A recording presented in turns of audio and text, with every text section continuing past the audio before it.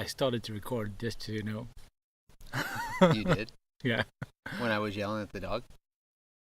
I don't know if that came with me, but Can you hear the bees buzzing? oh, that would be cool. I heard them. Yeah, we're just trying to get all the background noise away, and we're sitting in an island in Roslagen, Norrtälje, called Singö.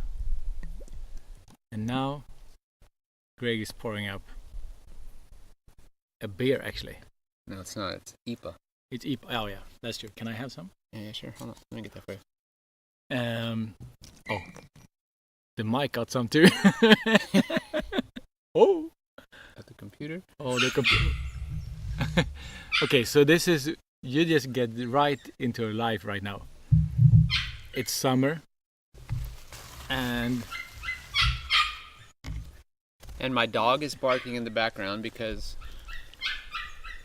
his rightful owner, it's our dog, but he's slightly attached to Jenny, my wife. Yeah. And he gets like a separation anxiety whenever she leaves. Oh, and now they've left to go for a swim, right? Yeah. And he's got anxiety because he feels like he's just been left. Oh, now my daughter Vilda took him. Right now he feels better, I think. Hope we can think about something else. Hey, we have occasion. Yep. Cheers. Cheers. Here. Beer. Can you hear the wind? Yeah. I hope you guys can hear it, but that is not too annoyed because we're sitting here outside. We have the sea 10 meters from the table. Hang on, I'm just going to wipe this off the microphone. You might hear that. And the title of this episode is Vaycay every day. Oh. I think. Yeah, that's a good one. Carl has a shirt. King Carl, that is. He's got a shirt that says Vaycay every day, and that's where I got the idea for the title. But anyway, for us, it's... That rest is yours. Oh, the rest? Yeah, the rest is yours. Oh, thank you. So, we're going to vacay every day. So here we are in a very beautiful place, very beautiful part of the world called Singö. Yeah. You are fortunate to call this your home away from home. Yeah. My mother-in-law lives here on this island every day of the year. And my wife and I, it's my wife of course, have a small cottage here in the same, or what do you say, in the lawn of my mother-in-law. Yeah, like on the same yard, huh? Yeah. It's kind of pretty interesting that you can actually have. I'm gonna turn the gain down on this because I'm playing with the sound all the time. Yeah. See if that gets better. Maybe that's better. Maybe not. Maybe that's too soft. Hey, what do you people think out there? Do you hear anything? You have the... Yeah, I'm turning the gain down. And I'm like playing with it. Can you hear me? Yeah, I hear you. Ah, cool. I turn it. You gotta hear the bee. I'm sure you guys are hearing the bees buzzing by. It's awesome. They're the wasps. It's a lot of them. Yeah. Because we just have like, what do you call it, soft, the lemonade. Yeah. And beer, and we had some chocolate, and we needed some salty nuts. And the bees or the wasp, they feels like they loves it. Absolutely, for sure they do. And I mean, just for everybody, you probably saw the Instagram post that we put out,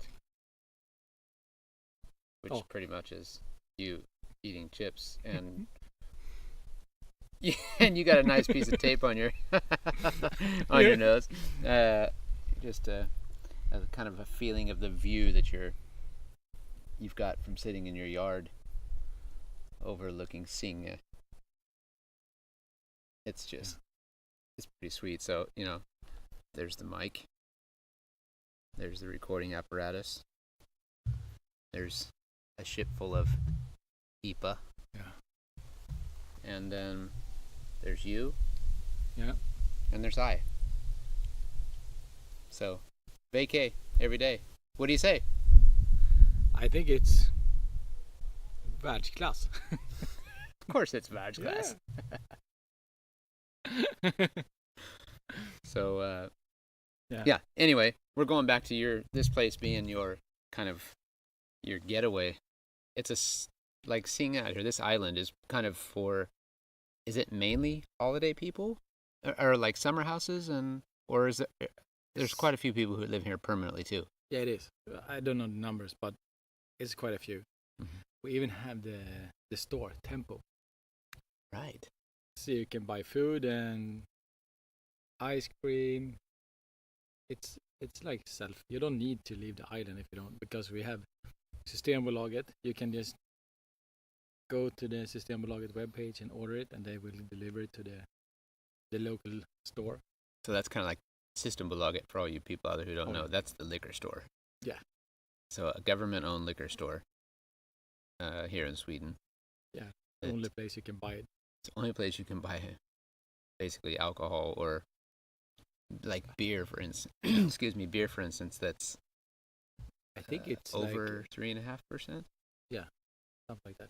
You can buy up to like a medium beer, mellanöl, driver's beer. It's Yeah. up to 3.5% in the regular stores, but you can't buy any hard alcohol. You can't buy anything like that. So, but now you can order it online. I hadn't actually known that before. So you can order it online and have it delivered to the store. Yeah, they are like certificated stores. Mm-hmm. They can have that. Certified stores. Yeah, certified. Yeah. Right. So that's what we do. Mm-hmm. So it's like these days my wife is studying, so she have like a summer vacation or summer break. Yeah. So I think that she moved out here in June, in the beginning of June, when the schools stopped, and she's been home like 2 times or something. Right. She really does move out here. Yeah, she does. And this is like from home for you guys. I think you said it's like 50 minutes. Yeah, 50 minutes from home. So it's close, but it's too far away to just go home, because it's, if you don't have like an errand or really want to go home. Yep. But I mean, home is in Norrtälje town, and that means no water, hotter inside. Oh, now the wind comes. Yeah. It's so close to the water, so the wind is actually freezing up sometimes. This is rad, because it's normally we've always got critics, which is good, and our biggest critic is Andy Gordon, he's our biggest critic for all the right reasons, because he listens to this religiously, and he gives us a lot of good feedback and a lot of stuff when he says, "Stop tapping the table." Oh, did I do that now? No, but I don't remember who we have on the show that time. Was that Wilbur or somebody who kept tapping the table? Oh yeah. And he was like, making me freaking crazy, man. I'm trying to listen to it. I got the radio turned up, and all I can hear is this. Oh. And it's so hard to stop doing that. Yeah, you know what? Andy, this one's for you. The Vaycay song. Vaycay Do you song. have the text inside you? Vaycay. Every day. Vaycay. Every day. Jack Holder, we're still waiting for your song. Jack Holder. I gave up on him a long time ago. He might as well stick to his day job. Probably. He'll never make it as a songwriter. He claims his brother can play the guitar, but I'm not sure about that. So, I think King Carl can probably do a better intro for us than Jack Holder. I'm sure. Just to remind everybody, he should have been a girl, right? Jack Holder? Yeah, he should have been a girl. Oh. So we'll see if Jack ever comes back. Get back, Jack. Please. So we're on vacay. This is just kind of an off week. Yeah. 5 days off for me. You're on official vacation right now, right? From work? Yeah, I'm having like 2 weeks, I hope. Mm-hmm. But I don't need to go back to the office, so that's good. That's really good. Hang on, here comes the wind. Ready? 1, 2, 3. It was impressive. I wonder if you guys can feel that. It's like a warm wind too. I feel like we're almost in the Sahara. It's. I think it was 32 degrees outside at most today, Mm-hmm. and in the water, what could it be? 22, 24. Probably right here, close to you guys there. It feels like it's about 24, and then you swim out just a little bit where it starts to get a little bit deeper, and the more dark blue water there, maybe it drops down a few degrees. Yeah, it does. Yeah. But it's Celsius. Yeah, Celsius, of course. Yeah. It's so gorgeous, and it's just, you can easily come here and do nothing and feel really good about it. Exactly. As we're so doing. much today. Taken a bath 3 times and went up to the store and took an ice cream. Yeah, we walked up there and grabbed an ice cream for everybody, and then cruised our way back and stopped by and talked to Ingrid, who's a local resident here who knows and has a little bit to do with Singö. Yeah. Very cool lady. Yeah, she is. Including your mother-in-law. She's pretty cool too. Oh yeah. So I think you dropped lucky, but she dropped pretty lucky too. Yeah, that's what I used to say. She could have had worse. She could have a lot worse. Or that's what we're saying anyway. Yeah, that's right. I mean, she probably won't listen to this anyway, right? No. For sure. But I think that we've been like 9, 10, 11, 15, 20 people here the last couple of days. And so we had busy days, but lazy days. Yeah. It's really fun to be lazy sometimes. It is. Oh, man, great. Nothing you have to do and nothing you... There's a lot of things you need or want to do. But can you hear the bee? Oh, that was awesome. The bee just went right up to the mic. You don't have the earphones in, I do, so I can hear it all. It's so cool. It's real nature out here, real nature. We even considered taking a vacay from the podcast just to have a week off, but no way. No way. I mean, after last week, we did 40 episodes in a row. How in the heck can you actually give up? Like, just throw a week off in between there? It wouldn't work, It wouldn't. I don't know how. And it's kind of nice to do this. Yeah. I like it. I think it's really nice. Well, even this week we didn't, a lot of people are on vacation, and there's a lot of writers and different people we want to hook up with and get interviews with, but this week was our week to be off, and we could easily go and hook something up. But in one way, we're Vaycay, so we're just kind of sharing our Vaycay moment with you guys. You probably don't care. Probably not. And that's okay, because we're on vacation. Yeah. And I mean, how many days when is next race? For me, the next race will be this weekend. Oh yeah, this weekend. Yeah. Be in Poland on Saturday. Mm-hmm. All goes, if all goes well and I can finish my vacation on time, Yeah. It's all about that. No, but the main thing is hopefully all of you are having a vacay at some point, and pour yourself a glass of something nice, that whatever you like, whether it be a nice glass of water, sparkling wine, sparkling whatever, beer, or just a great cup of coffee. Pour it, live it up, put your feet up, forget about life for a few minutes, and get a great view like this, because I've been a posting fool and sending pictures to my family, and my dad, he lives up in the mountains in California, up in the San Bernardino Mountains, a place called Crestline, and it's there's so much forest, and the smell of the forest and the pine trees and everything around. When I walk through here, I smell this more and more when I walk through here with you guys. It gives me such a flashback of being a kid up in the mountains. Before he even lived up there, we had friends who lived up in the mountains, and we used to go visit them and stay there during the summer. Oh, you did? They had a house in Crestline, And they also had, the family had a summer house in Palm Springs. Really, they had the grandparents or something had a really nice place with a big pool. And, you know, Palm Springs is in the desert, so it's smoking hot out there in the summer.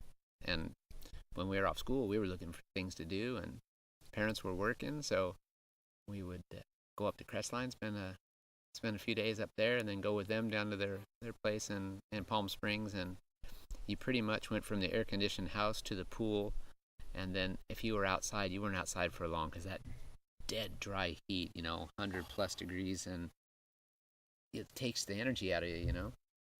Yeah, I can see that. You go to a shopping mall or something where it was air conditioned and be inside, and you walk outside and it feels like somebody just hit you with a heat a heat bat. Yes. I can just the only thing I can see how that works is like when you go into a vacation in like Spain, winter time in Sweden, and you land with the airplane, and they open the door and you go out, and you feel the heat, the wall that hates you. Yeah, and you think, oh my gosh, what did I just walk This myself is into? good, but yeah. You're coming from like minus 15, 20 degrees, and it's 20+ degrees, so it's like 40 degrees different. It must take like a couple of days to get acclimated, right? No, I don't think so. No, you get right into it? Yeah, it's not like that. I think it's harder with the time frame that you have when you fly to California. We get a similar thing going in California too. When you leave here, even in the summertime in Sweden, for instance, it can be an average summer day here is between sort of 20 and 25 maybe. Yeah. Celsius. So and then you go to land in LA and it might be 30 to 35, and that still feels like a wall, you know, because it's a different kind of heat. Yeah. But the time difference is awesome because you get there and you're super tired early in the night, so you go to sleep usually pretty early, but you wake up at the crack of dawn before the roosters. So you get up when the sun hasn't really come up yet very high. Oh. So you just, and you're full of energy, you go outside and you just want to do everything you can. You want to call all your friends, you want to do everything, and you're like, shoot, it's only 5 a.m. Oh shit. Maybe I shouldn't call my friends right now. Might not be friends for long. 5 a.m. And that happens, you know, the time difference of 9 hours between this part of Europe and LA, for instance, it's a big difference. Yeah. Big difference. And I love it when I go home because you wake up and you're just like, I want to do something. I want to get my bicycle. I want to go run. I want to go to the beach. I just want to go do stuff. And then it's 5 a.m. It's 5 a.m. And you're like, I remember when I was, you know, younger too, you'd get up and you're like, you just want to call all your buddies and you're like, yeah, maybe they're not up yet. Then it's like 6 and now they're still not up. And then it's 7. You're thinking, they'd probably be pissed if I call them now. Yeah. That was probably before SMS, you know, before we had the mobile phones really kicking. Well, they started, but you sat on the stairways outside the house, reading the morning paper and waiting for them. Yeah, that's right. I was probably not reading the morning paper. I was probably reading the Speedway Star, or I don't know, something like that. Eating a donut. Real American breakfast at Champions, you know. Riding my skateboard or something. I don't know. Something cool. Yeah. If I would have read the paper, I might have learned something a little bit more. That would have been a really clever thing. You think so? Or you just get more of these bad news, people getting killed? You can't get away from that in Southern California. You turn the news on, and that's all you get when you first get home. We laugh about that every year when we get back to California, and you flip the news on the TV, and it's like somebody shot, somebody killed, a murder, a high speed chase on the freeway, or you know. Yeah. I think we were pointing that out to you when you guys came over too. It's like you just go, my gosh. So they pick out so many things, and then you think, how many shootings and high-speed chases are there actually going on that we don't even hear about, right? Exactly. So they obviously didn't have anything to report that morning. So let's report about this shooting and this high-speed chase. And the high-speed chase is kind of different thing, because I mean, shooting. That's huge in Sweden, of course. When something like that happens, it's happened more now than it did before, or they report more about it. I don't know, but it feels like it's a lot now, but it wasn't when I was younger. Mm-hmm. And high speeding, I don't think that I've ever seen anybody high speeding on TV, that you follow with a helicopter and the police, and you got the close-ups, and never seen that. Maybe if it has been like a big burglary, or following the bad guys like that, but not for high speeding. High speed chase like that? Yeah. Oh, we're bumping. We're doing a lot of bumping here. That was me. Sorry. No, that's okay. No, actually, I can feel something else is rattling too. Is it the microphone? There it is. Oh. Hang on. I'm just going to move the microphone. Hang on, people. Whoop. Back Better? in business. Now Good. we're good. We're good. Andy, one more for you. Oh. High speed chases. Going back to that. Sometimes Jenny's like, Greg, you got to turn this off. Oh. Because I get into it. I'm thinking, yeah, it's gonna something crazy is gonna happen. I don't want to see anybody get hurt. I don't want to see something, whatever. But you're so intrigued. Like, this guy's going really fast on the freeway. Suddenly, he jumps off the freeway and he's on local streets. He's ripping through housing tracts, and you're just like, you don't want anything crazy to happen, but you're so curious. Like, what's this guy gonna do? How crazy is he? And the amount of like near collisions, near misses, you just go, and the guy's going to get in so much trouble when he gets caught. And they actually think they're going to get away, right? Yeah. Can't get away from anything anymore. Why do they have high-speed chases? What do these guys really think? But they're usually high, or they're drunk, or they're severely... That's the most common thing that Most of the time, there's a reason why, I mean, there's a mental illness, or there's drugs or alcohol involved, sadly. But still, when you see the way these guys drive and what they do, the amount of times that they're doing things, that they're squeezing through gaps that are, if it, as Lasse Larsson always tells me, if the gap is 3 centimeters and the puck is 2.9, there's room. Yeah, exactly. You can always get there. You can get in there. It's and they make it, and they don't touch sometimes, and unreal.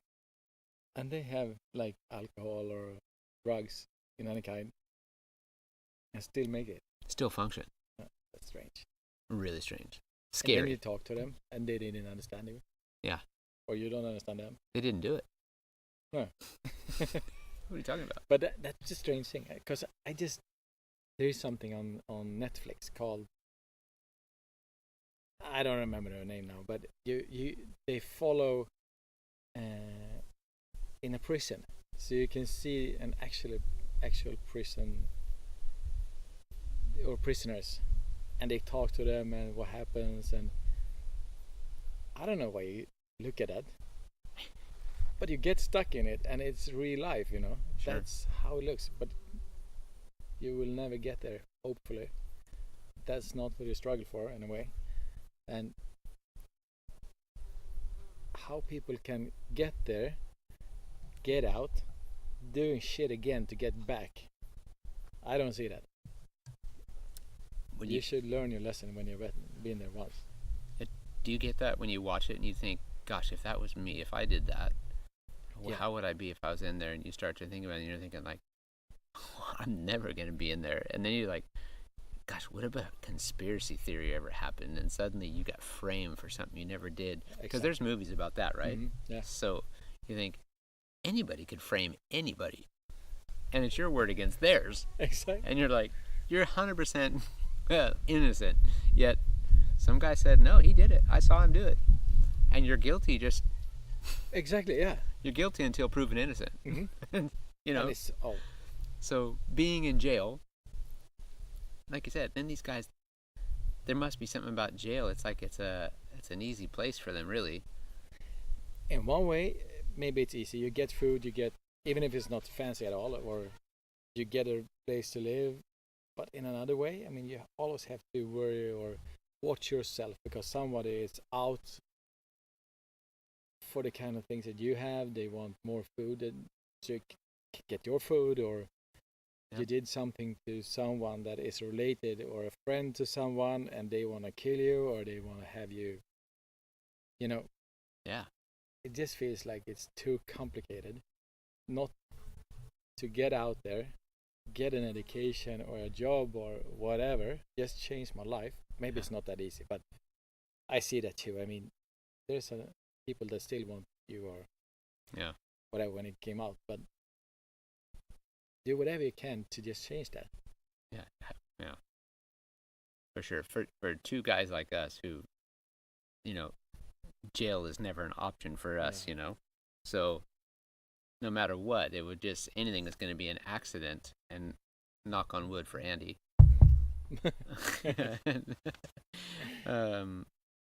No accident to that point ever happens where there's you're in a trial or something. That would freak me out. Yeah, totally. Yeah. And then these guys, they go in, they come out, and they go and do something crazy ass again. And a lot of them have kids. Yeah. And some of them actually, or they say at least, that they're missing them, or they are freaking mad at the mother because they don't want them to see the kids or whatever. Mm-hmm. Still up to them. I mean, you have to change your life to fix that. Yeah. It's not your kid's fault, or what happened between the parents, I don't know, but the kid doesn't definitely nothing to do with that. Everybody's gets you like to think everybody gets a fair chance from day one, but like you said, parents, it always comes back to the upbringing, right? Yeah. At some point. And if you can't fix your life and things like that, you probably shouldn't see the kids until you fixed your life, and then they can get a parent that is more present or more involved. Even more involved, yeah. Even if you don't live together or whatever that happens, that you can get in contact or get the trust from the kid again, that you should earn it. I mean, yeah, it's difficult, but it's getting deep now. It's, we're on Vaycay. It gets really deep, and I think like when we talk about prisons, we haven't had my dad on the podcast yet, but someday we will. Yeah. And he worked in a prison. He did. So he worked there for, let me think, the better part of 89. I think he started working there late 80s.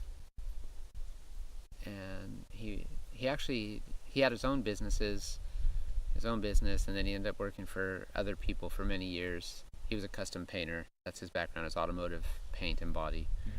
And then worked as a sales rep for one of the big paint manufacturers, BASF RM Paints. And then he went back into the paint business, and then went back to school and got his teaching credentials, because he wanted to teach in the high schools. Oh.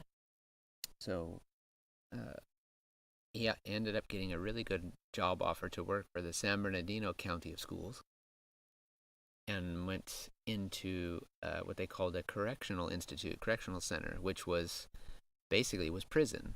So it was you had like low security and high security areas. He worked in the low security, which was more for people that got in trouble for too many speeding tickets, didn't pay their tickets, drunk driving, some drug this or some domestic violence or something like that perhaps turned out to be not as bad as other things. And all ages too. Yeah, from 18, I believe. He can answer that better, but it would have been adults. I don't think he worked with kids, because kids would always be in a different type of an institution. But his area there was basically, well, if you have to spend maybe a month in jail, 3 months, 6 months, a year, 2 years, 3 years. I don't know if 3 years was ever a real option, unless some guys ended up out back in. Oh yeah. They became reoccurring students. So at the same load. That's right. Yeah. So what he did is he offered, as they do in many different cases, basically an education of learning how to fix cars, repair cars, paint and body, while you're in jail. So for so many hours a day, you came to his part of the institution there, and he taught you how to fix cars, automotive body and paint. And many people he became quite good friends with, although you're supposed to keep your distance from them to a certain extent. Uh-huh. But many of them, if they were there for months at a time and they did well, they would get a diploma of some sort. So when they left the prison, they had basically a piece of paper that explained that they passed a course in learning how to repair, dents in a car or scratches or paint or custom or design. And they could go away, and many of them went and got jobs and stayed in contact with him and came back and thanked him years later. Some of them became like body shop managers, and really, it's cool. Wow. It's fun to hear those stories. Yeah. Some just kept coming back, and but I mean, some of them from the speedway world, sadly, there's people out there, and even people that we grew up with that became students of his, sadly, and he'd say, "You remember so and so? Yeah, he was in my class for the last couple months." You're like, oh man, what a bummer. Yeah. But the flip side is that people make mistakes and they get a second chance, and he helps them. My dad's got the biggest heart ever. He's like the most patient, the most special dude ever, and it takes a lot to make him mad. I've seen him mad, but maybe only twice in my life, and it takes a lot to piss Dad off. So he's the perfect guy for that, Oh. And he's really good at teaching. He's really good at showing. He's got special tools, and that's not just the tools of the trade; it's the tools of life. And Make it interesting. makes it very interesting. Yeah. So, on our subject here about these people, the things they do, he would tell me stories about some of the people that came in there, what they were in there for, and then he told me about, he did various trips into the maximum security, and would tell you stories about that, and it's pretty freaky when you walk in there. When they close those doors behind you, it's for real. Yeah.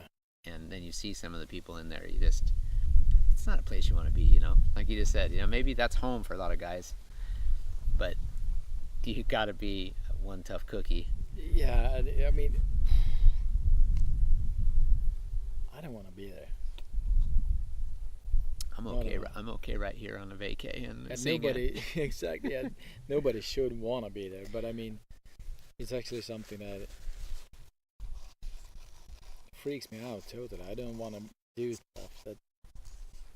Yeah. Or, I mean, you have to do something to another guy or another girl or dude that's is not nice, or you know what I mean.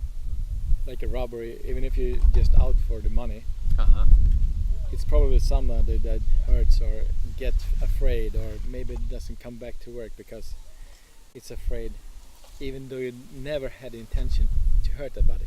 Yeah. Yeah, it was unintentional. Yeah. Sure. So, can you imagine being in there? So, I mean, do those guys, when they're in there, do they ever think about a vacation? Sure. No, I think that maybe the solution for that is to rob somebody or to get the money for a expensive vacation in Cuba, or I don't know. Right, long extended vacation in somewhere, some special retreat. I like the vacation. You need vacation, and when the vacation is coming, when you have 3 days more, it's like, now I really, really want it. I need it now because I can't get up another day. But after 4 or 5 weeks or 3 weeks or whatever, you love the vacation, but then you're, shit, I have a good job, man. I like my job too. And I like the guys that I work with, and you want to get back. But you need a vacation, and you need to have the free time, or that right there says it all, because you want to be, like you said, you work hard, and sometimes you think, you told me this recently too about your vacation, saying in the last few days I just thought suddenly I need this vacation really, really bad. But then once you get going, like, you put everything down, you think, I'm on vacation now, I don't need to do that. But it's really hard to shut, especially, even in the business you're in, the clientele you have, this network of people that it feels like in this day and age, as we mentioned before too, about the Swedish industrial holidays and things like that.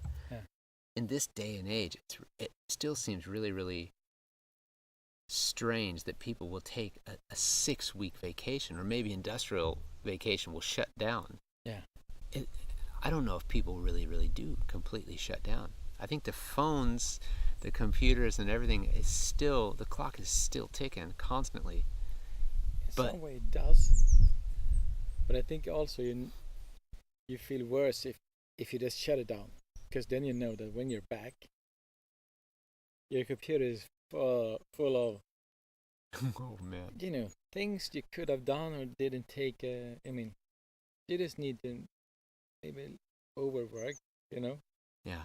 And then you're into the stress mode a lot quicker than if you just did this small thing or answered that call. Yeah.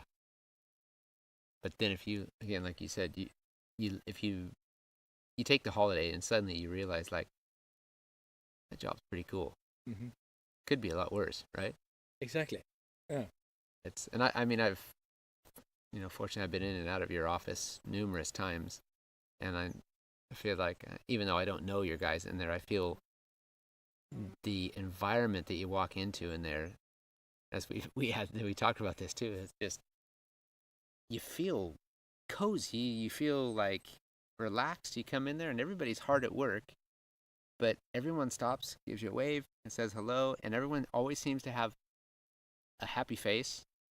Yeah, I think so too. Yeah. Maybe they can be hard in the thought and doing what they're doing, but it doesn't. They all feels like, most of them. You deal with them more, obviously, but most of them are quick to take their earphones off when they're involved in a project, stop everything, stand up, smile, shake your hand, and it doesn't feel totally rehearsed. It feels like they actually stop to say hi, and then no worries, and back into their work, and everything seems cool. Yeah, and I think that's something we're of course lucky. We have really, really good guys. I love each one of them. Actually, they are so good, and I think that's one of the things that it's important, that all that you work with should be better than you are, and should understand that actually that's not me or the bosses that owns the thing that pays the salary. It's the customer that comes into that door and needs to feel welcome, and yeah, it's them who pays the salary in the end.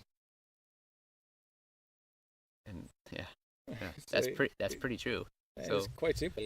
So that way it sounds very simple, but for a lot of people out there, the regular employee, not a lot of them probably see that or get that.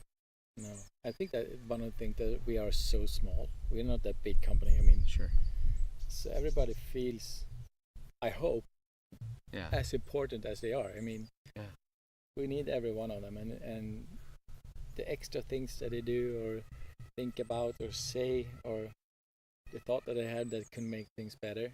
Mm-hmm. I mean, I do this every day, but I just made a little program last night because I came up with something that make these things. So it takes me like 2 minutes less every time I do this, and I do it 10 times a day. And all of the guys do it because we do this when we report time or whatever it is.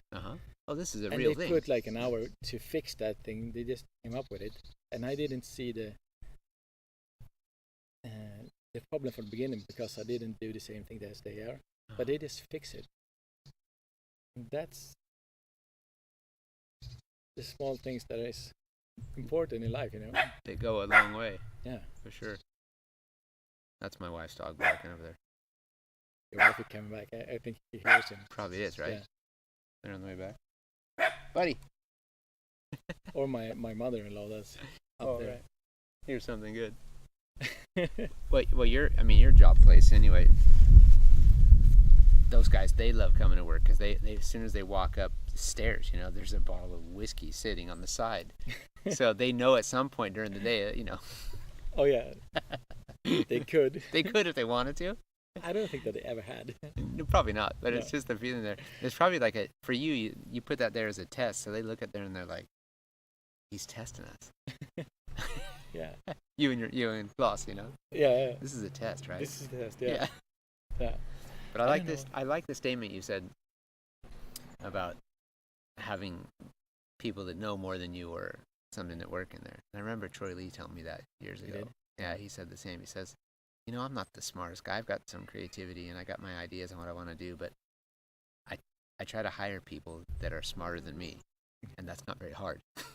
Exactly. Yeah, the way he made that comment to me one time, and we were laughing, giggling about it. But then when he goes into meetings and he brings his group of people with him, I've been obviously on the business side of things with him too, and you can see the people that are around him, and they're all specialized in their own area, but collectively together, they come up with a decision. And Troy's the guy, he's the crazy guy, because he comes in and these guys are all, they've got the reality, right? And then Troy's got the the things that comes in and they all go, oh no.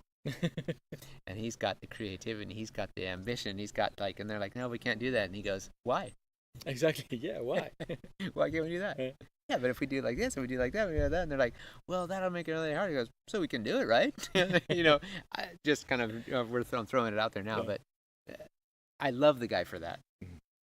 And that part of it, then you realize what we do, and especially what I do. I'm a motorcycle racer, and been fortunate and lucky and motivated to try many, many different things. And some things have worked out good, and some things have I hate to use the word failed, but they haven't gone as good as they could have been. Could have been better. It could have been a lot better. Yeah. But you learn, you learn all the time, and it's been really, really fun. It's been entertaining, and definitely it's. If we go back to the newspaper comment you said earlier, one of my greatest friends to the day is Andy Johnson. Mm-hmm. Even at one point, quite a few years back, signed me up for a subscription to the Financial Times. You did? Yeah, it's just quite a while. That's a long time ago. He was still a student, and he had some special student discount, and he just said, he signed me up to that and just said, I think you should start reading the paper. Super funny. And he meant it all good. Yeah. All right there. And just some of the comments, because whenever I have something or any ideas or something like that, and I was unsure, I don't know how to do it, it felt quite often I would go, Andy, I write him an email or send him a text message or call him like, dude, how do I do that? Oh. What do you think, if you had to do like this, whatever, what would you do? And it was just, yeah. He's our book of knowledge. He's the guy's crazy smart. He is? Yeah, he's crazy smart. He probably wouldn't agree on some things. I think he would agree that he's crazy smart. Yeah. He's pretty clever. Yeah, he should. But he's been the best friend ever, and I still call him to the day. So he's our Google many times. That is perfect. So I had to. Oh. I mean, does he go on vacation, or is the brain is just on overload all the time? If he's that smart, I don't know. He used to take vacations, but his vacations would be coming to like Sweden or coming to Europe to watch Speedway, and he loves the sport. Most of the times, that's what he would do. He would come to Europe and he would spend a week or 2 weeks, and he would go around and he would. It was like ridiculously every year he would come over. Ridiculously cool. I mean, not bad. He would come to Europe and he would almost come and see us at least once a year. And crazy. So cool. And he's a guy who ended up getting married later in life and never had any kids or anything like that, but has been heavily involved in so many things. Very, very much devoted to his job, his workplace, and is married these days to a really nice girl, Carolyn. And together, the two of them it feels more recently that in the last couple of years, they've really started to take advantage of life. They take vacations, and Andy's the guy who hates hot weather. He does? He comes from Southern California, but he loves the cold weather. He used to show up in Sweden to visit us late in the year, and there might be snow on the ground. He'd get off the plane with a backpack, shorts, like slip-in sandals, and a t-shirt, and walk out in the snow, and oh, shit. Get in the car, and our neighbors would go, "Oh, is that your friend from California?" But now he goes to Hawaii, he goes to Mexico. He's took up surfing again now. He was into cycling for quite a long. He's still into cycling, but now he's become quite the surfer. Again, he surfed a lot as a kid, and it's just really fun. I don't know how we got off track on this, but Andy's great, and he's a special dude, and he's a workaholic, and vacation is something that it's like his newfound thing, and he tries to do as much of it as he can, but deep down, they try to share between him and his wife and do different things. It's pretty funny. Oh, I can see that. Shit. But one more thing, they were involved in that Boston Marathon bombing. Oh, they were? Yeah, so they were very, very close to where the blast happened, and they were standing some feet behind, obviously the people that were in front of them. One of them, which was his former boss, basically involved in the company, was in front of them, and he took a big blunt. John Odom was his name, was the father of Donnie Odom, and was very, very in very, very bad shape for a long time, but as he's recovered fairly well, and he's with us today, but that shook Andy up a lot. Oh, that was. And Andy and Carolyn and all the family, but he I think that changed his life in many, many ways. He realized that you never know what's around the corner, right? No, that's true. So he's really making the most of vacation. Oh shit. As we are too. Now my mother-in-law comes. Yeah. I just want to say goodbye. I heard that you should leave. Yes, I will be leaving very soon. Can I give you a hug then? Of course you can. It was very, very good to see you. And Thanks for the hospitality. take care. Kom nu ut. Hej då, Kalle. All right. So we're just saying goodbye to Stefan's mother-in-law, Yeah. who's been taking very good care of us all and provided such a great place. Yeah. And we're going to get the pizza, all of us now, I think. Yeah, that was kind of the cue, right? Yeah, that was kind of the car that are going now. Yeah, should we have to shut this thing down, huh? Probably, yeah. We have vacation, so we have time to fix that. That's right, for sure. So everybody's back, and we're going to continue to vacay every day. Yeah. And try to record a new one next week. Yep. I have friends over from south of Sweden then. You do? Next week? Next week. From Höllviken. Höllviken. Oh, from down with the Hallongården? Yeah. Yes. The raspberry. The raspberry garden. Raspberry, yeah. Down in the south of Sweden. And not rumor, it's true, but you mentioned this earlier, that it might become a mission of ours, Missionek, yeah. Anders Missionek, Swedish Speedway legend, icon. He lives out here in Singö. He does. And everybody knows he's kind of a quiet guy. Not the most flamboyant face in the crowd. He was the kind of guy who would always be in the background, but a very interesting dude. I've had the fortunate ability to meet him a few times over the years. And you said, what about a podcast with Anders Missionek? We should try to do that. We should try to do that. I wonder if it could be done. We can ask my mother-in-law later. Yeah.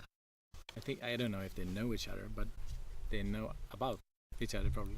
Yeah. Yeah. It's a small island. That's right. So anyway, you never know. Just hold that thought. Yeah. We might get in touch with Anders, we might not. But everybody, see you next week. See you next week. Have a great vacation. Or staycation. Staycation or whatever the heck you do. And just remember, pour a glass of something nice. And cheers. Cheers. See you soon. Bye. Welcome to Real 45 with Stefan and Greg Hancock. We vibe out and have real talk, so tune in and check this out. Yeah, today is a new day. Let's seize it now and get hype. We talking about our careers, our family, and just life. Yeah, share my story with you. Inspiration like every day. Real 45, we gon' keep it live. I keep episodes on replay. Hey, Real 45. Yeah, Real 45. Show them how we do it, man. Yeah.